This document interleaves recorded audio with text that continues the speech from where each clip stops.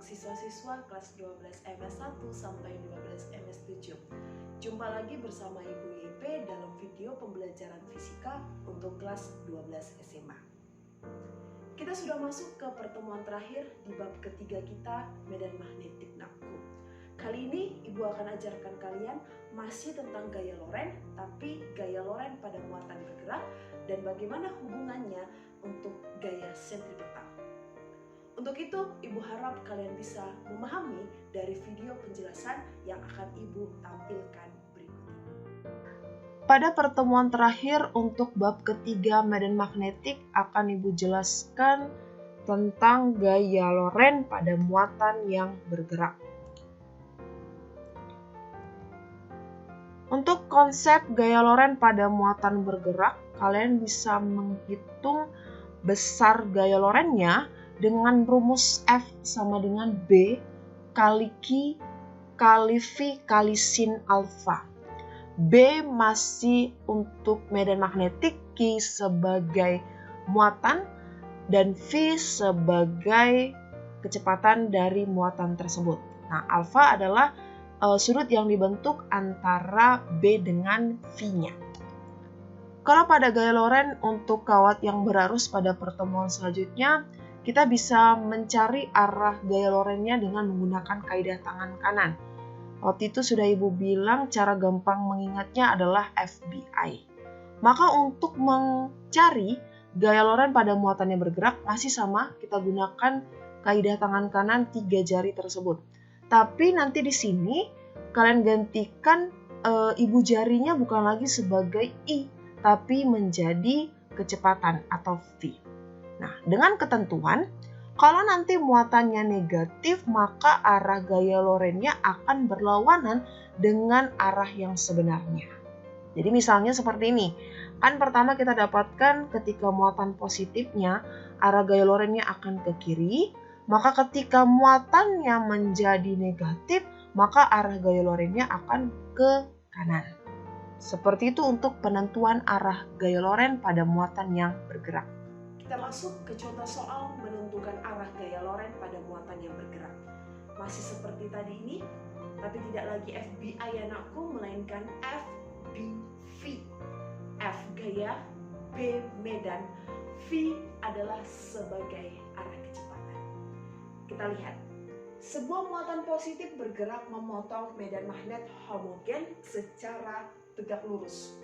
Gambar yang benar tentang arah gaya magnet adalah dilihat lagi jenis muatannya adalah positif, berarti arah gaya yang kita dapatkan adalah arah gaya yang sebenarnya. Kita try dari tiap option. Option yang pertama, B-nya dot, V-nya ke kanan, berarti buat seperti ini. Kalau dot berarti tunjuk siapa? Kawan atau kita? Tunjuk kita, berarti putar.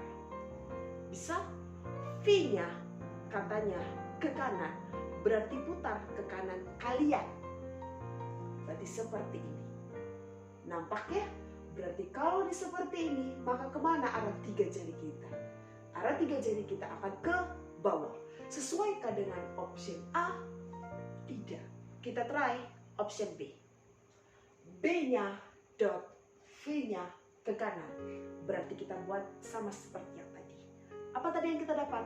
B-nya tunjuk kita, V-nya ke kanan. Berarti buat seperti ini. Maka kita dapat F-nya ke bawah. Sesuaikah dengan option B kita? Sesuai. Berarti jawaban kita adalah B. Seperti itu nakku untuk contoh soalnya. Kita masuk ke contoh soalnya. Seutas kawat lurus katanya dialiri arus sebesar 15 ampere. Kemudian dengan arahnya ke kanan.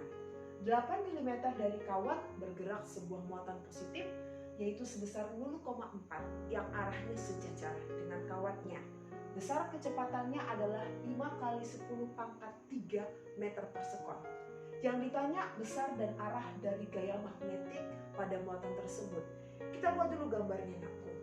Katanya tadi si arusnya bergerak ke kanan, maka kita buat dia ke kanan, I-nya sebesar 15 ampere. Kemudian besar muatannya yaitu 0,4 dengan arahnya sejajar, yaitu berarti seperti ini, si muatan positifnya, arah V-nya juga akan ke kanan. Kemudian besar dan arahnya, kita cari dulu arahnya, maka seperti ini caranya. Kita cari dulu arah medan magnetik dengan menggunakan kaidah tangan kanan yang seperti ini. Bisa ya nakku? Kita buat I-nya ke kanan berarti buat seperti ini. Maka kemana arah B-nya? Arah B-nya akan ke bawah. Kita buat arah B-nya ke bawah. Selesai? Setelah itu kita lihat B-nya ke bawah, V-nya ke kanan.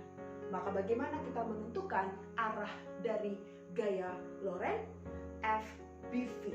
Kita buat B-nya ke bawah. Telunjuk kalian buat ke bawah seperti ini. Sudah? Setelah itu V-nya kemana tadi?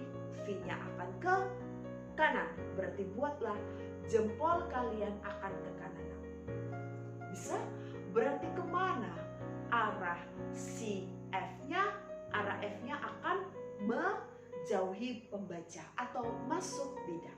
Berarti kita nanti dapat arahnya akan masuk bidang. Bisa ya? Kita simpan dulu. Kita cari dulu mencari F-nya. Gunakan rumusnya. F sama dengan BQ kali V kali sin alfa. Bisa ya? Kita buat. B-nya belum ada di soal. Berarti kita gunakan rumus B pada kawat lurus panjang. Apa rumusnya kemarin? Mu 0 kali I per 2Pi kali A. Kita kalikan dengan Q, kita kalikan dengan V, dan kalikan dengan sin alfa. Kita masukkan angkanya aku. Ayo. 4Pi kali 10 pangkat minus 7, kita kalikan dengan I-nya 15 ampere per 2Pi kali A-nya jaraknya adalah 8 mm. Berarti 8 kali 10 pangkat minus 3 meter. Bisa ya? Kita kalikan dengan Q-nya 0,4. Berarti 4 kali 10 pangkat minus 1. Kalikan dengan V-nya 5 kali 10 pangkat 3. Berapa besar alfanya? Berarti kita lihat. Alfa adalah sudut yang terbentuk antara B dengan V. B dengan V secara tegak lurus. Berarti alfanya akan 90. Berarti sin 90 akan sama dengan 1. Seperti ini. Bisa ya nakku? Kita langsung matikan yang perlu. Kita matikan. Maka nanti dapat di sini 2. Bisa? 2 kita bagikan dengan 8. Dapat berapa? 4. 4 kita matikan dengan 4. Habis. Selesai. Yuk lihat. 15 kali 5 dapat 75. Berarti nanti 75 kali minus 7 kurang 1 minus 8. Minus 8 tambah 3 minus 5. Minus 5 kurang minus 3 minus 2. Berarti kali 10 pangkat minus 2 Newton. Arahnya tadi bagaimana? Arahnya akan masuk bidang atau menjauhi pembaca. Seperti itu aku untuk contoh yang bergerak. Selanjutnya, di sini Ibu akan membuat hubungan antara gaya Lorentz pada muatan yang bergerak dengan gaya sentripetal. Jadi pada muatan tersebut, kalian bisa melihat animasinya. Muatan tersebut bergerak dengan membentuk lintasan yang berbentuk lingkaran. Jadi nanti di sini akan ada hubungan antara gaya Lorentz dengan gaya sentripetalnya. Maka nanti bisa dibuat bahwa B kali Q kali V sama dengan M kali V kuadrat per R. Nah ini kan rumus dari gaya sentripetal ya. Pelajaran gerak melingkar kelas 10. Nanti di sini kalian bisa menghitung besar jari-jari lintasan muatan yang bergerak tersebut. Dengan rumus M kali V dibagi dengan Q kali B. Selain jari-jari, kalian juga bisa menghitung kecepatan sudut dari muatan yang bergerak.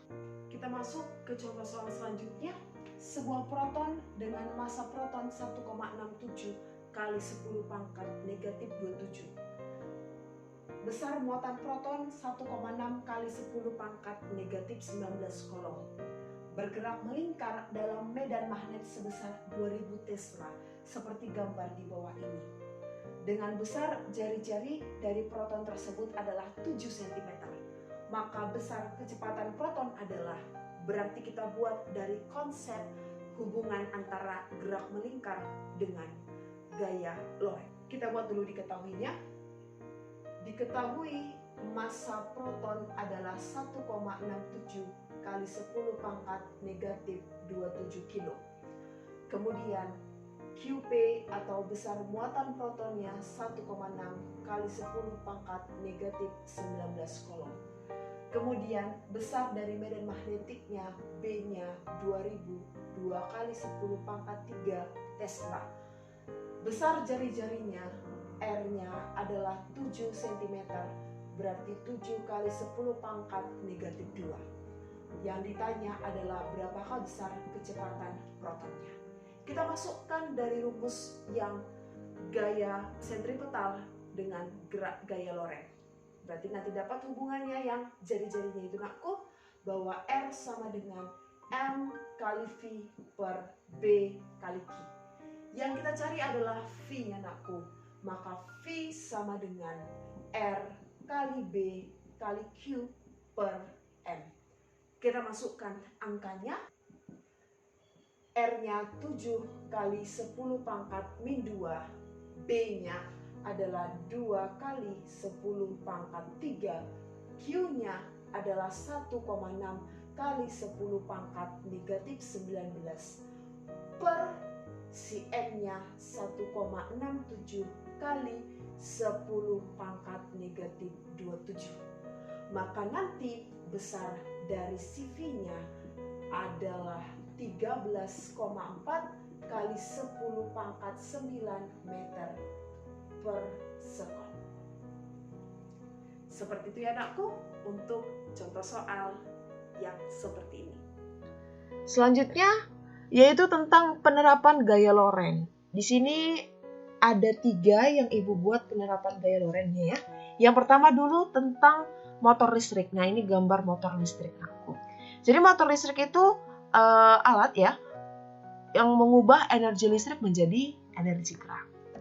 Kemudian gambar yang kedua adalah loudspeaker atau pengeras suara. Jadi loudspeaker itu ketika arus dialiri pada kumparan, maka akan bekerjalah gaya Lorentz yang disebabkan oleh magnet permanennya.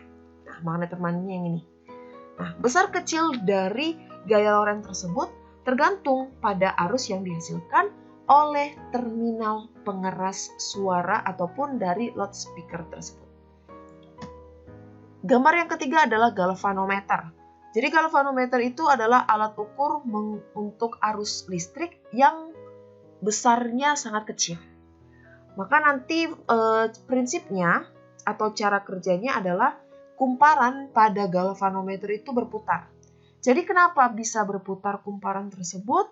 Karena adanya 2 gaya Lorentz yang bekerja pada kumparan tersebut yang sama besar tapi arahnya berlawanan. Seperti itulah untuk penerapan dari gaya Lorentz. Seperti itulah anakku untuk penjelasan gaya Lorentz pada muatan bergerak dan bagaimana hubungannya terhadap gaya sentripetal. Materi untuk bab 3 kita medan magnetik sudah berakhir nakku, tapi jangan lupakan materi ini dan tetap sering-sering mengerjakan soal latihan dari buku mandiri kalian. Sampai jumpa di pertemuan selanjutnya nakku, tetap semangat dan tetap jaga kesehatan dan salam fisika.